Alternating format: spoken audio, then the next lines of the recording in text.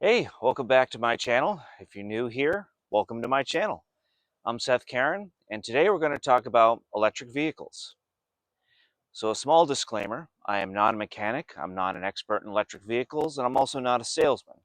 So my comments are based on my opinions and stuff that I've seen with driving electric vehicles.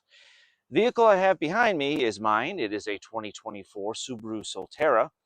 It is a mid-range electric vehicle, not quite as expensive as some of the other ones, and it does have a limited range of about 240 miles all said and done.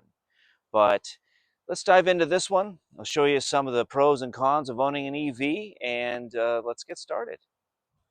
So when you think EVs, obviously you think charging, right? There are three levels of charging for electric vehicles. There's level 1, level 2, level 3.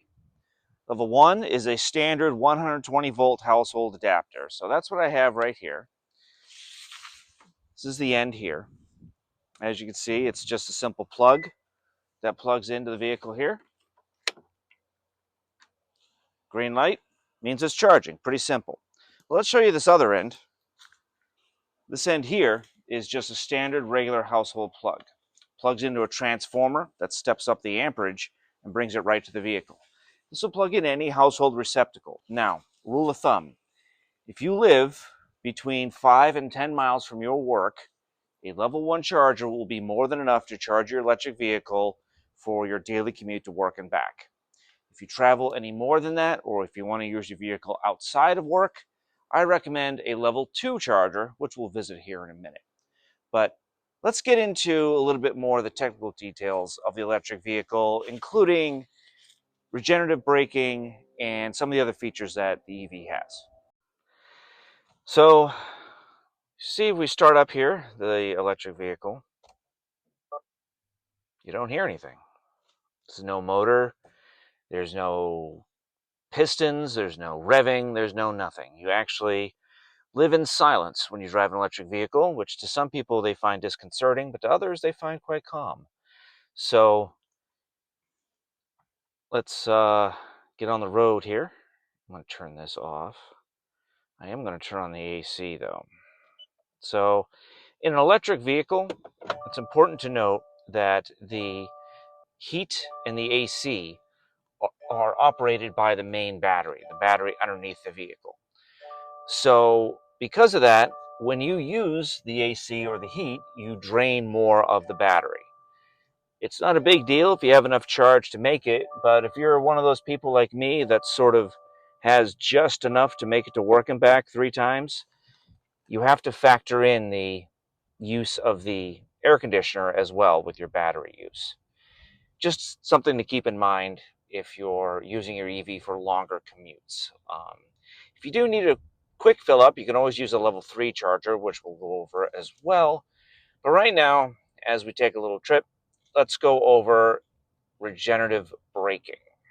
So if you pay attention to this area here, when I'm driving, there's that little white bar that's above the speed limit sign. That indicates how much power I'm using. When I let go of the accelerator, it changes to a blue line that says CRG, that's charge. So EVs have what's called regenerative braking. It basically means that the brakes are generating a little bit of power to go back into the battery. It'll by no means charge your battery fully. It won't, provide you a percentage point on your driving or anything. It's just factors into the overall. As you can see, the more I push the brake, the longer that meter gets. And when we stop, we go to 0. So when you're sitting here, quote unquote, idling, you're not using any power to the motor. So this makes an EV the perfect car for traffic.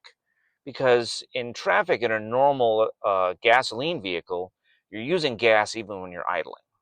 But in an electric vehicle, the only thing I'm really using right now is the air conditioner system, or the heat, if I had the heat running. Everything else just operates off of a minor trickle power on the battery and really doesn't factor into overall battery use.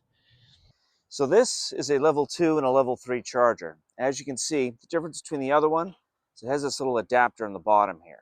That provides more voltage, more amperage to charge your battery that much faster. So with this particular EV, the Solterra, it has 2 doors. This first door is for level 1 charging. You have to open the second one if you want to do level 2 and level 3 charging. You just take the cord, and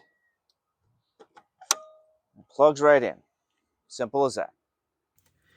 So I forgot to mention in this part of the video, but if you want a level 3 charge, you're going to have to go to a professional charging station, like ones offered by EVgo or other companies. They can usually be found in grocery stores or sometimes even in gas stations they offer them. Volta is a company that's actually run by Shell, and they offer free level 2 charging sometimes. You have to keep an eye out for that. But with a level 3 charger, it's going to cost you money. It cost about $6 to go from 85 to 95 with me yesterday. Just as a comparison, on a level 1 charge, it took me $7 to go from 0 to 100. But that takes about 3 or 4 days to charge. So you kind of have to weigh the benefit and the cost. If you need a quick charge, if you need to take your vehicle out and it doesn't have a good enough charge, level 3 is the way to go. And definitely keep an eye out for them as you travel to make note of them in the event that you need them. I guess what really made me want to get an EV in the first place was the fact that I didn't want to be a slave to the gas pump anymore. To me, overall, it's cheaper to run an EV than it is a gasoline engine. Now, it all depends on where you charge, how you're charging, how much your electricity is, but really, at the end of the day, dollars to donuts, it should be cheaper to charge your vehicle than it is to fill it up with a tank of gas. So, for example, I did the math, and basically, to fill my car from 0 to 100% charge, it cost me $7. And that's, of course, for taking into account my local areas charging or electricity rates and that kind of stuff. So basically, at the end of the day, a tank of electricity, so to speak, is cheaper than a tank of gas. But it does come down to how much you use the vehicle. So with me in my particular setup, I'm using this vehicle to its max. It's 80 miles there and back to work. And I'm doing that 3 times a week. So 80 times 3 is 240 miles, which is the max range of this. Now, that's the max range without using things like the accessories, the AC and the heat and that kind of stuff. So when you turn that on, it's really imperative to charge when you come home and get that 8-hour charge just to sort of tide you over as well. I think in the long run, EVs can be worth it, but you really have to know where your chargers are. And if you need to, I would invest in a level 2 charger at home, which you can do. It is about $600 for the charger and about $1,000 plus or minus for somebody to install it, depending on your needs, location of where you're going to install it, and to make sure that you have a electrical bus that can handle it. But if you can do that and you have the means, the ability to, I highly recommend a level 2.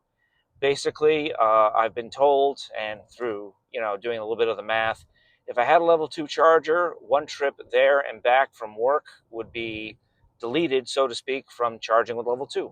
I would, if I was at 100 and I stopped at 80, it would charge me up to 100 overnight. So that's something to consider. So thanks for watching the video. If you would like to, please like and subscribe. I'd really appreciate it.